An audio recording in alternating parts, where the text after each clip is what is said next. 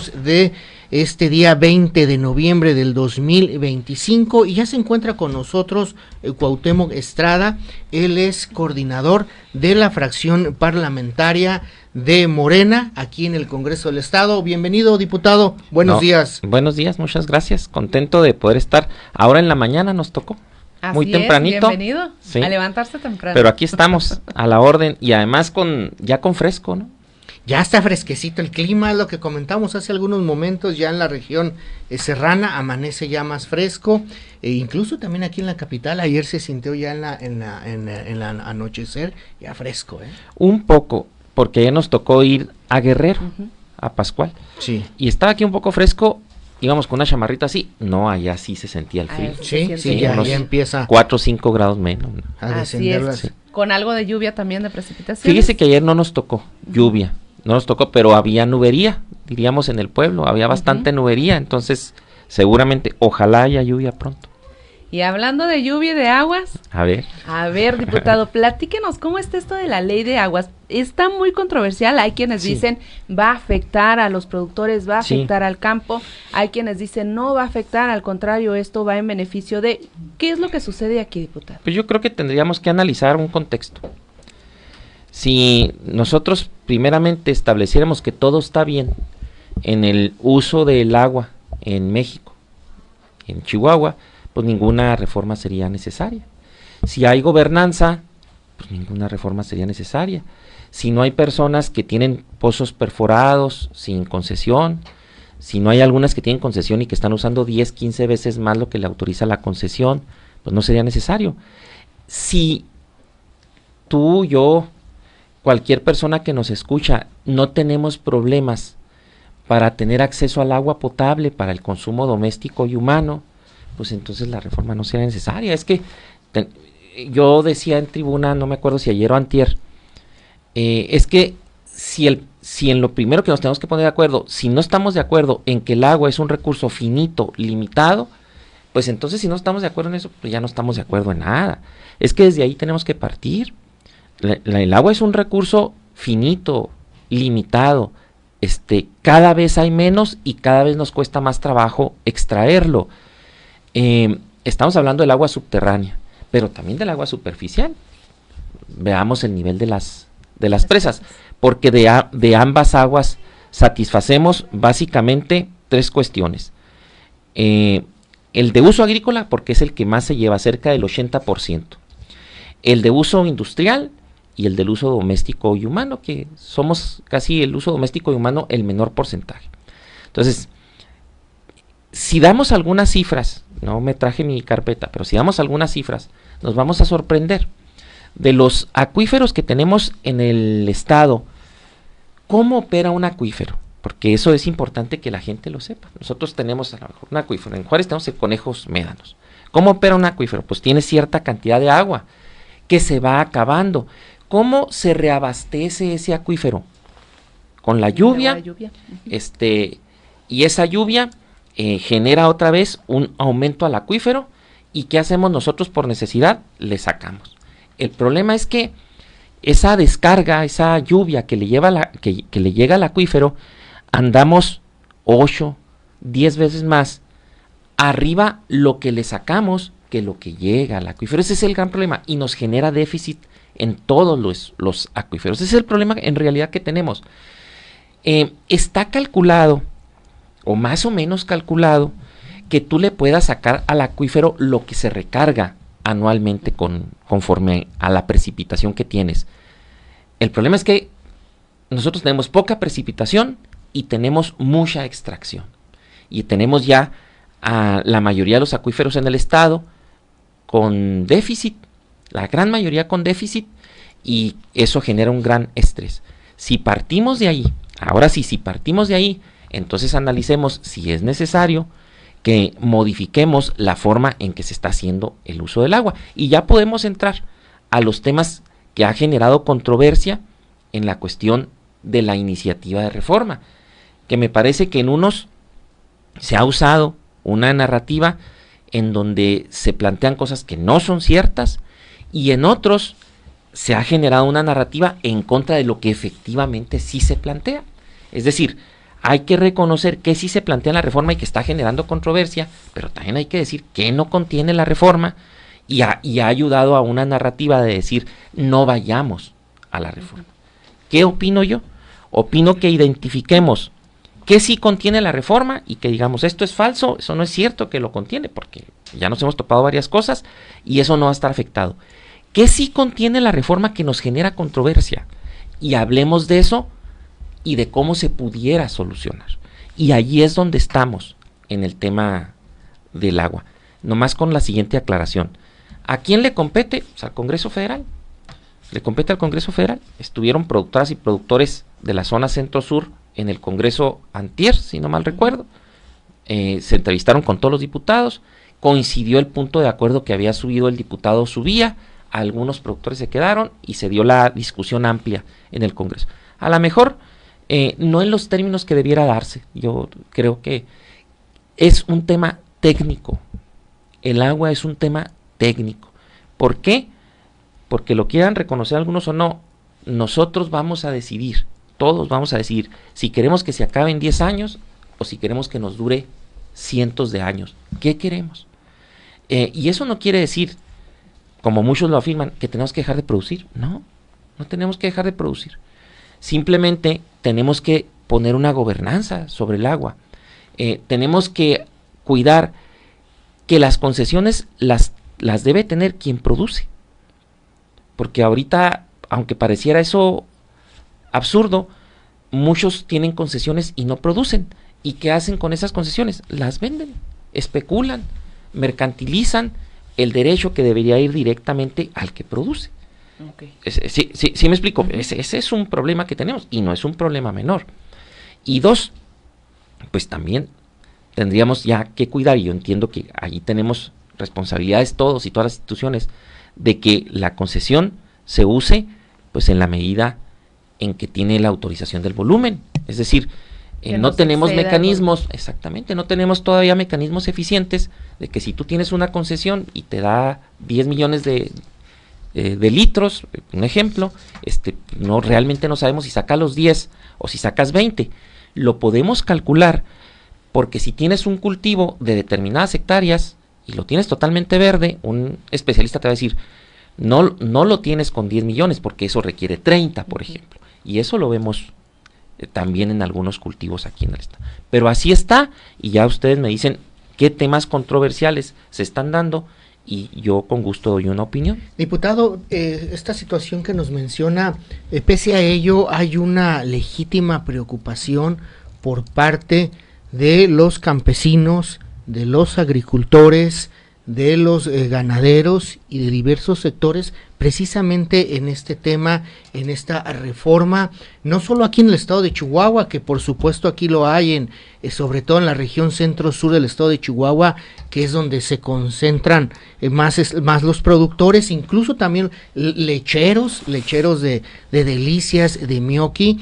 ¿Les preocupa son varios puntos? Uno de ellos, yo creo que el más destacable, es el tema de las concesiones, sí. Pero también dentro de la concesión vendría siendo lo que es la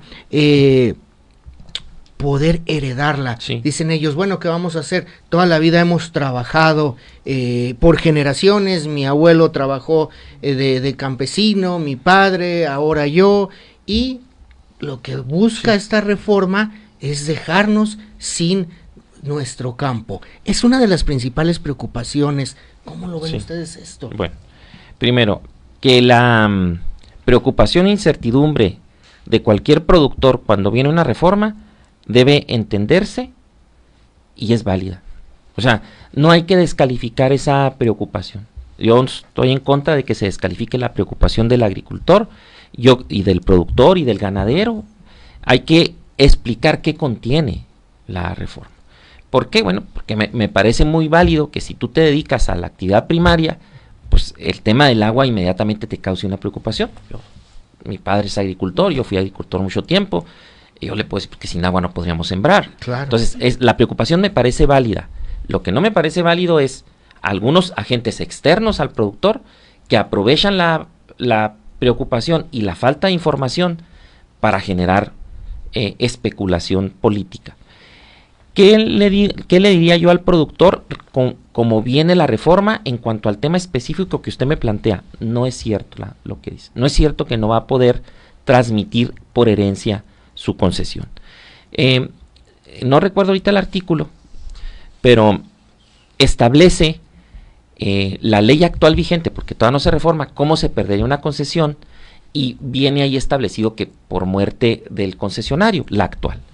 La nueva establece todavía que por muerte del concesionario, y dice, salvo que haya un juicio sucesorio donde se acredite la herencia y esa persona le será transmitida toda la concesión con su volumen intacto. Les debo el número del artículo, no lo traigo en este momento, lo discutimos mucho ahí en el pleno, y me parece que en esa discusión que se dio el martes fue uno de los temas tabú que se borró. Lo que se ha manejado respecto de las herencias no es cierto.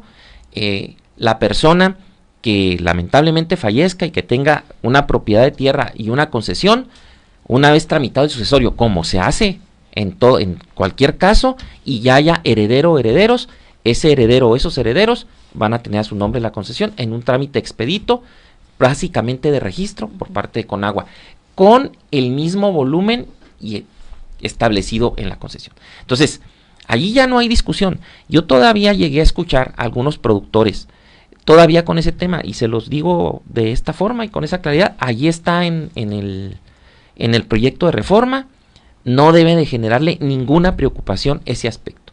Hay otros temas más controvertidos en donde les diré, miren, allí sí tenemos diferencias, vamos a explicarlas, pero en ese me parece que la postura está muy clara. Parece, diputado, que ahí había una cuestión de redacción que ellos señalaban. Bueno, es que la redacción está así, y incluso habían también, hay mucha señalamientos, muchas quejas por parte de lo que es la Comisión Nacional del Agua. No es nuevo, no es de ahora. Sí. Creo que ha venido siendo desde hace mucho tiempo. Recordaremos cuando se dio el tema de la boquilla, precisamente, sí, que ahí estuvo tomada, y las quejas realmente siempre señalan a Conagua, incluso productores, campesinos, ganaderos dicen, bueno, pues es que vamos, no nos dan la atención, no nos explican realmente eso, pero pues el tema de la redacción de lo de las concesiones sigue ahí y les sigue preocupando. Sí, yo creo que el tema de la redacción genera incertidumbre en el tema de transmisión, reasignación. Sí, la transmisibilidad. Transmisión, reasignación. Allí yo sí creo, y allí, por ejemplo, mira, contrario a es el 29 bis 3, el que les decía ahorita, y se los leo así rápido. ¿Cómo termina una concesión? Por la muerte de la persona titular, salvo que se compruebe algún derecho sucesorio ante la autoridad del agua. ¿Cómo se comprueba el derecho sucesorio? Pues con el juicio sucesorio, en cuyo caso se emitirá un nuevo título de manera expedita, conforme a la resignación de volúmenes. No tiene problema la herencia. Nomás lo quería aclarar, 29 bis 3. Ahora, sí genera problema, sí ha generado problema un tema de redacción en el tema de transmisión. Este es el tema de mayor controversia en toda la reforma. Yo estoy convencido de que si el tema de transmisión, reasignación, se le da una redacción distinta y los productores consideran que con eso se sienten con certidumbre en la controversia, casi, o creo que se acaba. Ese está, si no mal recuerdo, en el artículo 22. Si no mal recuerdo, en el artículo 22. Porque allí sí hay un cambio. Allí sí hay un cambio. Contrario a lo que ahorita decíamos, esto decía, no, eso no es cierto. No, aquí sí hay un cambio, y también hay que decirlo. Actualmente, usted es concesionario y quiere vender su tierra, y por lo tanto la concesión que tiene la transmite libremente, como si fuese una mercancía. No lo es.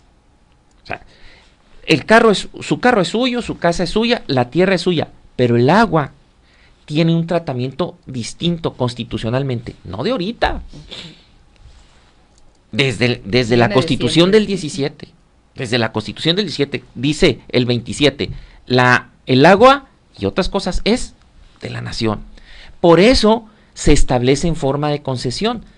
Si no, entonces tuviera un título de propiedad. No tiene un título de propiedad, tiene un título de concesión. Y el Estado la concesiona.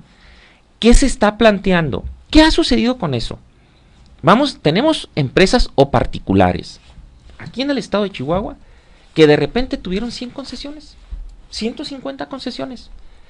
No tengo problema con el número que tengan, es que no producen. ¿Y qué hicieron con esas 100, 150, 20, 30 concesiones? Especulan.